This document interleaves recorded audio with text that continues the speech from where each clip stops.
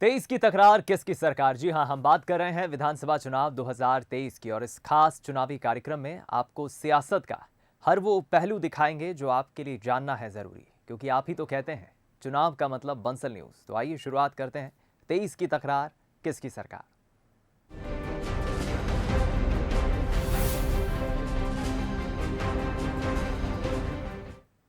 सबसे पहले बात इलेक्शन टुडे की, जिसमें आज की खबर है एमपी की सियासत, दिल्ली का मॉडल। मध्य प्रदेश में आम आदमी पार्टी की एंट्री के बाद से ही दिल्ली मॉडल की चर्चा हो रही है। अरविंद केजरीवाल ने भी लोक लुभावन वादे एमपी की जनता से कर दिए हैं। तो क्या आने वाले दिनों में बीजेपी और कांग्रेस के वचन पत्रों में भी जनता को लुभाने बड़े बड़े ऐलान हो सकते हैं? देखिए रिपोर्ट। दिल्ली के अंदर हमने सबकी बिजली मुफ्त कर दी, पंजाब के अंदर हमने सबकी बिजली मुफ्त कर दी, मध्य प्रदेश एक मौका देके देखो, आपकी भी बिजली मुफ्त कर देंगे। अरविंद केजरीवाल के वादे मध्य प्रदेश की जनता को कितना लुभाएंगे, ये तो बाद की बात है, लेकिन इन वादों का असर प्रदेश की सियासत पर जरूर दिखने वाला है, खासकर उनके वचन पत्रों पर। जाहिर है कि इस साल के अंत में चुनाव है और आम आदमी पार्टी की सक्रियता भी लगातार बढ़ रही है। केजरीवाल ने घोषणा कर दी है कि वो दिल्ली मॉडल पर एमपी में आएंगे, यानी लोक लुभावन घोषणाएं, फ्री बिजली, फ्री पानी और फ्री इलाज। ऐसे में बीजेपी और कांग्रेस दोनों को ही इनकी कार्ड निकालनी होगी और ये कोशिश कहीं न कहीं वचन पत्रों को लोक लुभावन बनाने में कसर नहीं छोड़ेगी। हालांकि बीजेपी का कहना है कि दिल्ली मॉडल तो डूब चुका है, एमपी की जनता किसी के बहकावे में नहीं आने वाली। अब आप यही जनता सब जानती है, ये चुनावी लोक लुभानी जो बातें हैं आपकी, ये दिल्ली में चल गई, दिल्ली में भी अब समाप्ति की ओर है। इसलिए मध्य प्रदेश में तो सवाल ही नहीं है। मध्य प्रदेश में भारतीय जनता पार्टी की सरकार रहेगी, यह हमें जनता पर पूर्ण विश्वास है। अगर बात कांग्रेस की करें तो पीसीसी चीफ कमलनाथ अक्सर ट्वीट कर घोषणाएं करते रहते हैं।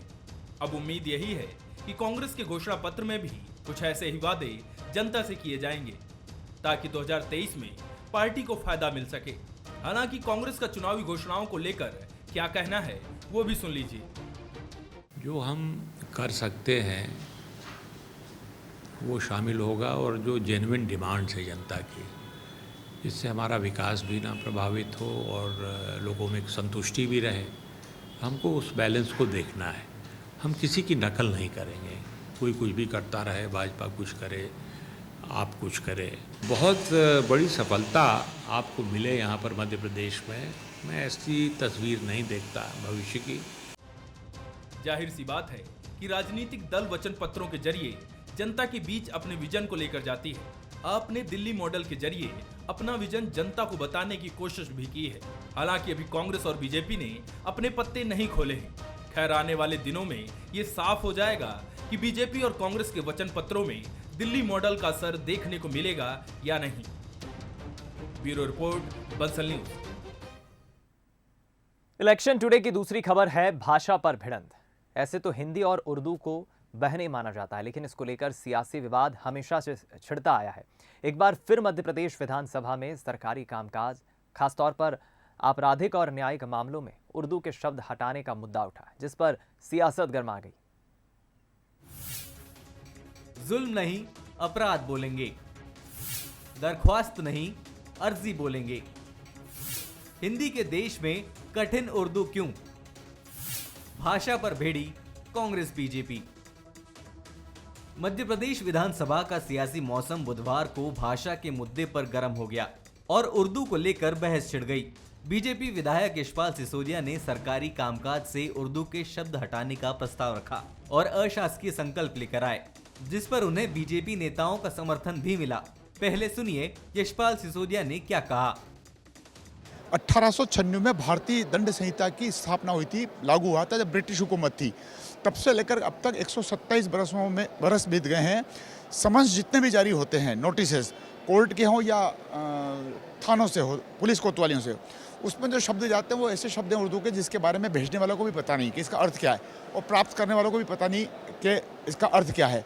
उन शब्दों को विलोपित करते हुए हिंदी शब्दकोश के भाषाओं का इस्तेमाल करने का, उपयोग करने का मैंने केंद्र सरकार से अनुरोध किया है। बात भले ही कुछ शब्द हटाने की हो, लेकिन सियासत हिंदी और उर्दू तक पहुंच ही जाती है। बीजेपी नेता के प्रस्ताव पर कांग्रेस भी मैदान में उतर आई। कांग्रेस ने बांटने का आरोप लगाया और बात आजादी की लड़ाई तक पहुंच गई।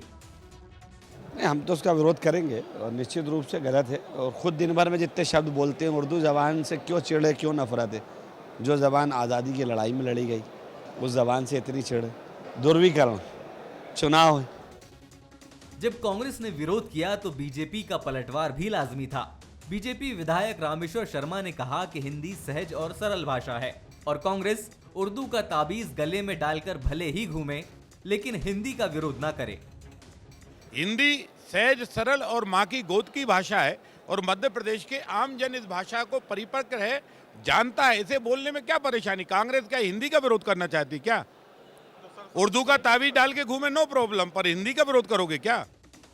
हिंदी उर्दू के बहाने ही सही, सियासत को मुद्दा चाहिए, जो बन भी चुका है। वैसे भी शायर और कवि हिंदी और उर्दू को बहन मानते हैं, तो क्या सियासत इसमें खलल डाल पाएगी या ये बहस सिर्फ सियासत को गरमाने के लिए है? Bureau report, Bansal news. चलिए अब वक्त है हमारे खास सेगमेंट बूथ बाजा का, जिसमें हम सीधे बूथ स्तर पर जाकर सियासी समीकरण को समझने की कोशिश करते हैं। बूथ बाजा में आज की सीट है विदिशा जिले की शमशाबाद विधानसभा सीट। ये सीट बीजेपी का गढ़ है। फिलहाल बीजेपी की राजश्री सिंह विधायक है, लेकिन 2023 में कैसी रहेगी यहाँ की सियासी तस्वीर, आइए जानते हैं। नमस्कार, मैं हूं मनोज सैनी और आज हम जायका लेने पहुंचे चुनाव का शमशाबाद विधानसभा। शमशाबाद विधानसभा, जिसका राजनीतिक इतिहास अलग ही रहा है। 1990 से लेकर अब तक ज्यादातर बीजेपी का ही कब्जा यहां रहा है। 1998 में जरूर अजय भारत पार्टी से रुद्र प्रताप सिंह चुनाव जीते और फिलहाल उनकी पत्नी राजश्री सिंह ही बीजेपी से विधायक है।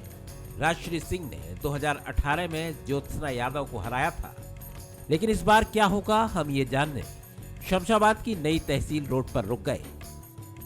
यहाँ तो पीएम आवास से लेकर वृद्धावस्था पेंशन सहित तमाम मुद्दों पर चुनावी रंग चढ़ गया है। कौन से गांव के हैं आप? हासिल पर काम हुआ, विकास हुआ है? विकास तो कछु नहीं हुआ। क्यों? क्या मालूम, कहीं कछु नहीं हुआ। हमें तो हीट भी तक रास्ता नहीं है, रोडे नहीं। विधायक क्या कर रही? कछु नहीं करो आज तक। मुलाकात हुई विधायक से? मुलाकात आज अभी करके आ रहे हैं। क्या बोली? क्या हाँ करवाएंगे। कितनी आबादी पर? वहाँ हमारे यहाँ 2 गांव आते हैं, साहब और हासिल पर। वो बहुत भयंकर कीचड़ होती है। आज भी जाओ, आज भी कीचड़ है यहाँ। जी। तो अब इस बार चुनाव होंगे तो क्या होगा? चुनाव होंगे तो अब देख लो, अब काम होगा तो वोट देंगे, नहीं तो पता है कि वोट है। नई पार्टी देखेंगे। क्यों? अरे इनने कोई काम नहीं किया। तो कह रही बहुत काम किया। अरे क्या किया? सिटी में 2.5 लाख की कुटी दे रहा है, ग्रामीण में 1.35 की दे रहे हैं। भेदभाव करते हैं वे। तो शिकायत करो। खुद शिकायत कर, उनकी शिकायत क्या करो? अब उनकी शिकायत सब ऊपर से नीचे तक वही तो है। कौन सा अच्छा काम करती है वो, कमल वाली, पंजा वाली? वृद्ध पेंशन आज तक नहीं मिल पा रही, तो ये सरकार का है कि जो भी सरकार है तो वह सरकार के हम सभी आसामी हैं, सब वोट लेने को सब तैयार हैं। और इस समय अब जब हमारा समय वृद्ध खत्म हो जाएंगे फिर क्या गई। पहले कितना अनाज मिलता था, एक घर को केरोसिन मिलता था, शक्कर मिलती थी। आज चावल 20-25 किलो चावल और गेहूँ मिल रहा है हमारा 10 किलो। आप चावल खा के रह सकते हो क्या? चावल की रोटी कब तक खा सकते हो आप बताइए? चावल मिल रहा है, चावल ही मिल रहा है, गेहूँ कम से कम मिल रहा है। शमशाबाद विधानसभा ग्रामीण है, जिसमें करीब 300 गांव आते हैं। आवागमन का साधन बस ही होती है। हम भी एक बस में जा पहुंचे, जिसमें समझ आ गया कि सफर आसान नहीं है। अच्छा, कौन सी सरकार काम अच्छा करती, कमल वाली, पंजा वाली? वो तो कोई की समझ में नहीं आ रही भैया। ना पंजाब आ रही आ रही, ना पंजाब तो बेचारे 50 साल से नहीं है। फूल है और फूल कुछ कर नहीं बता रहा। हाँ, मैं सही कहता हूँ। जब बात क्या कर रहे हैं बिना वोट दे रहे हैं, कुछ नहीं हो रहा। सही कह रही है भैया। फूल बारो अच्छो काम करे। अच्छो काम कौन है फूल बारो? दे मामा जी शिवराज मामा। हाँ। इस विधानसभा में सरकार ने सिंचाई के साधन मुहैया कराए हैं, जिसमें संजय नगर बांध भी है। बांध से लोगों को लाभ तो मिला, लेकिन कुछ लोग मुआवजे को लेकर नाखुश हैं। हालांकि इन गांवों में वर्तमान विधायक राजश्री सिंह के प्रति लोगों के भाव समझ में आते हैं। सरकार से कितना खुश है आप लोग? बढ़िया खुश हैं सरकार से साहब। काम कर रही है? बिल्कुल काम कर रहे हैं। और यहाँ की विधायक? विधायक भी बढ़िया काम कर रहे हैं, सब कुछ हो रहा है, विकास कार्य चल रहे हैं जी। किसानों को जो कर्ज माफ किया सरकार ने, जो राशि डाल रही है वो मिल रही है आपको? मिल रही है, वो खाते में पैसा आ रहा। और सरकार की बाकी अन्य योजनाएं? योजनाएं तो जो चल रही है, प्रक्रिया चल ही रही है, उसका लाभ मिल रहा है? लाभ मिल रहा है सबको। लाभ मिल रहा है सरकार की योजना? हाँ, मिल भी रही है, जो कुछ मुटी कोई मिल भी गई, कछु आवे मिल भी रही भी हैं, सब चल रहा है। शिवराज सरकार काम ठीक करती है, कमलनाथ सरकार? सब आवे शिवराज सरकार रहेगी, जय बढ़िया कर रही है। कमलनाथ सरकार आई थी, भाई बढ़िया कर रही थी। उन्होंने कर्ज माफ की बात कही थी, कर्ज हुआ था माफ? जिनने भी करवे कर्ज माफ, बिन्ने भी करवे। दोनों ही दल अभी से अपनी तैयारी में जुटे हैं। इस सीट के लिए बीजेपी की तरफ से कई उम्मीदवार कतार में हैं, लेकिन वर्तमान विधायक राजश्री सिंह अपने कामों के जरिए फिर तैयारी में हैं। जो वादे हमने किए थे वो हमने पूरे किए हैं। यहाँ का सबसे बड़ा वादा मेरे लिए जो था वो था शमशाबाद बाईपास का, और वो हमारा सैंक्शन हो गया है, उसका टेंडर भी लग गया है। मार्च के फर्स्ट वीक में हम उसका भूमि पूजन करेंगे, और वो सबसे बड़ा मुद्दा था। 35 करोड़ रुपए की लागत से वो बनने जा रहा है। छोटी छोटी चीज़ें तो हम सब कर ही लेते हैं और हम सब मिलके बहुत अच्छा काम कर रहे हैं, लेकिन ये सबसे बड़ा मुद्दा था हमारा। अब 2023 की क्या तैयारियां हैं?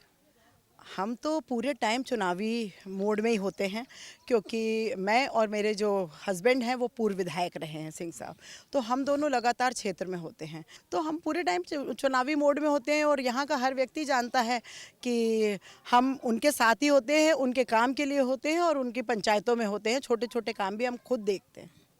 हम लोगों ने जो हमारा संगठन ब्लॉक लेवल पे आके ख़त्म हो जाता था, उसको उसके नीचे मंडल, फिर उसके नीचे सेक्टर, और उसके बाद बूथ की कमेटी बनाई है। जहाँ मैं शमशाबाद विधानसभा क्षेत्र को आने वाले 10 सालों पे, 15 सालों में, 20 सालों में देखता हूँ, जो करना चाहता हूँ, उस संदेश को ये लोग हर बूथ में, हर घर घर तक पहुँचाने का काम कर रहे हैं, जिससे हमारी मजबूती बढ़ रही है। और इस बात बहुत अच्छे बहुमतों से कांग्रेस पार्टी शमशाबाद विधानसभा पे जीत का परचम लहराएगी। इस विधानसभा में मेहनत के साथ बाकी बिहारी के आशीर्वाद की भी खूब चर्चा होती है, जहाँ प्रतिदिन सैकड़ों लोग पहुँचते हैं।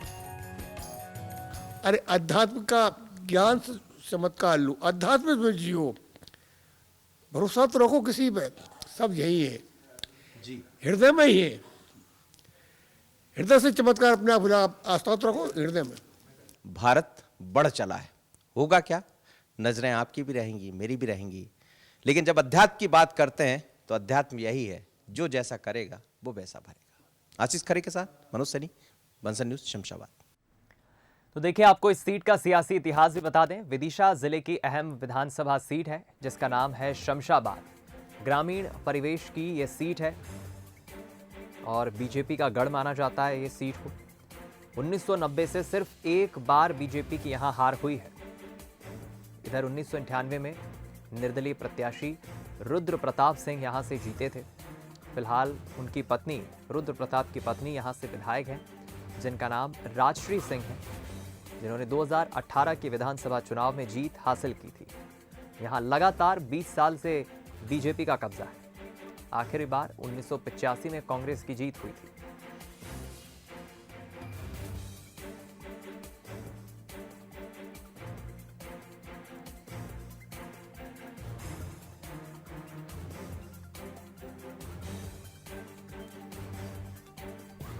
मध्य प्रदेश की हर विधानसभा सीट में और क्षेत्र में नेता, मंत्री या विधायक भागवत कथा या राम कथा का आयोजन करवा रहे हैं। समापन पर 50,000 से ज्यादा लोगों का भंडारा करवा रहे हैं। जबलपुर की बात करें तो यहां भी कांग्रेस और बीजेपी बड़े बड़े धार्मिक आयोजनों में जुटी हुई है। देखिए रिपोर्ट।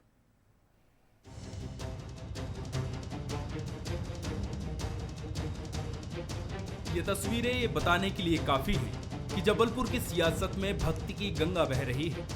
हाल ही में जबलपुर में तरुण भनोत ने प्रसिद्ध कथावाचक जया किशोरी को अपने विधानसभा क्षेत्र में बुलाया था।